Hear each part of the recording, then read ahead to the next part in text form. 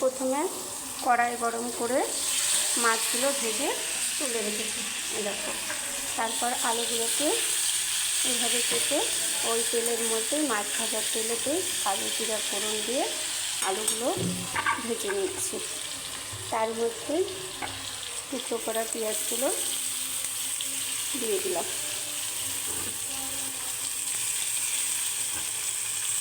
এবার আলু আর পেঁয়াজগুলো একসাথে ভেজে নিচ্ছি।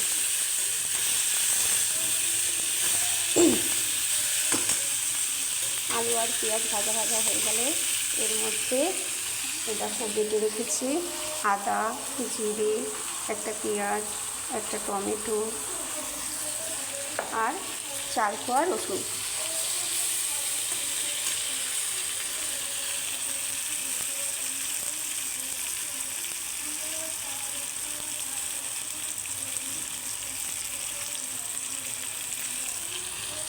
এবার এর মধ্যে একটা ছোট্ট টমেটো দিয়ে দিলাম।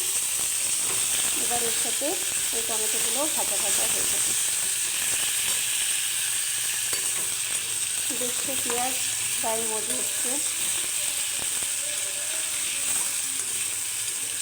এবার এর মধ্যে মশলা বাটা যেটা ভেজে রেখেছিলাম মিক্সিতে, সেটা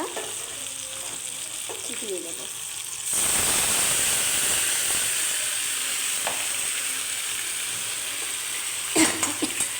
এবার এর মধ্যে পরিমাণ মতো হলুদ, লবণ দিয়ে মশলাটাকে কষিয়ে নেব। মশলা থেকে যখন তেল ছেড়ে দিবে তখন মশলাটা কষানো হয়ে যাবে। তারপরে পরিমাণ মতো জল দিয়ে মাছগুলো ছেড়ে